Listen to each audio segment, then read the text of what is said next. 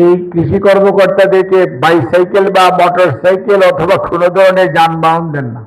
How they will work?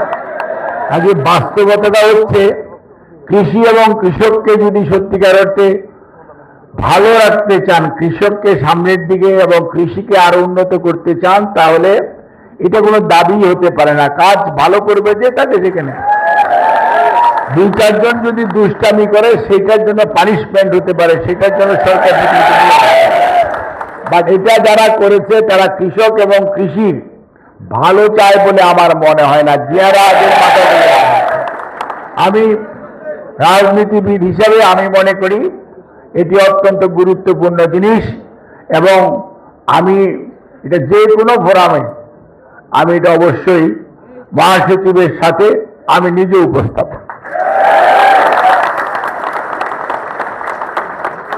আর মানে এইটা হলো বাস্তবতার নিরিখে কথা বলতে হবে, মানে জাস্ট এসি রুমে বসে বসে কথা বললে চলবে না। আরেকটা হচ্ছে প্রত্যেকটা ইউনিয়নে 3 জন করে উপসহকারী কৃষি কর্মকর্তা থাকতে হবে। আগে একটা ইউনিয়ন ছিল 5,000, 6,000, 7,000 লোক ছিল, 10,000, 12,000, হাইয়েস্ট 14,000 লোক ছিল। এখন এক একটা ইউনিয়নের মধ্যে 15,000 থেকে 35,000, ইভেন 1.5 লক্ষ পর্যন্ত ভোটার আছে। অর্থাৎ জনসংখ্যা বেড়েছে অনেক গুণ।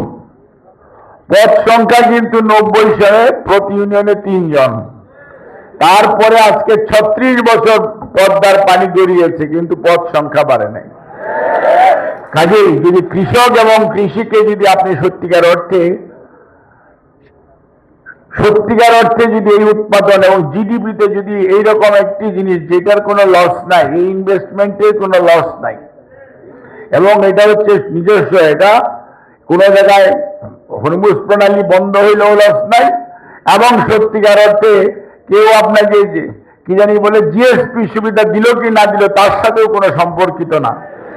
কাজে এটা হচ্ছে আপনার নিজস্ব স্ট্রেংথ, কৃষি এবং কৃষক। সেই জন্য আমি মনে করি এখানে ইনভেস্টমেন্ট করা খুবই প্রয়োজন। কাজেই পদসংখ্যা ইউনিয়ন প্রতি 3 জন না, প্রত্যেক ওয়ার্ডে 1 জন করে হওয়া।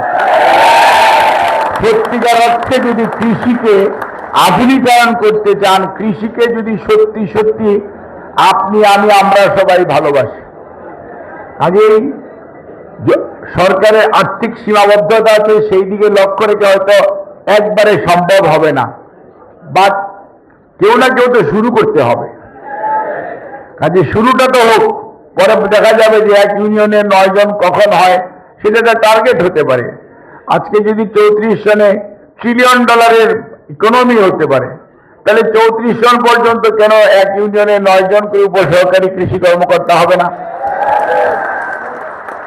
কাজে আমি মনে করি যে এই জিনিসগুলো, এবং আপনাদের আরেকটা দরকার, সেটা হচ্ছে আপনাদের প্রশিক্ষণ দরকার। কারণ কৃষি এবং কৃষক শুধু নয়, উৎপাদিত ফসল এবং ফসলের সংরক্ষণ, বাজারজাতকরণ, এগুলোর ব্যাপারে আপনাদের ভালো প্রশিক্ষণ দরকার।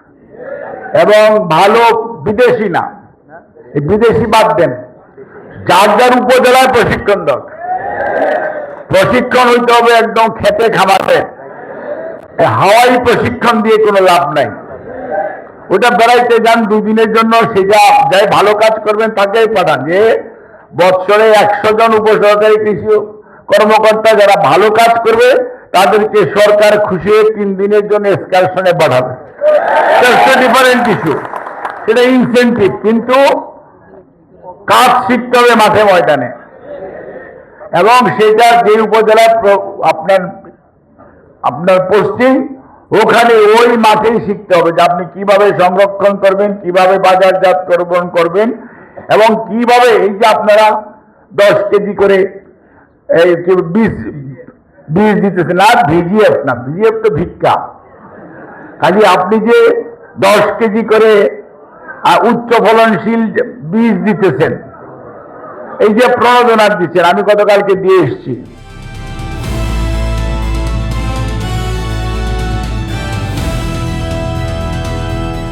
দিনাজপুর টিভি, মানুষের জীবনের কথা বলে।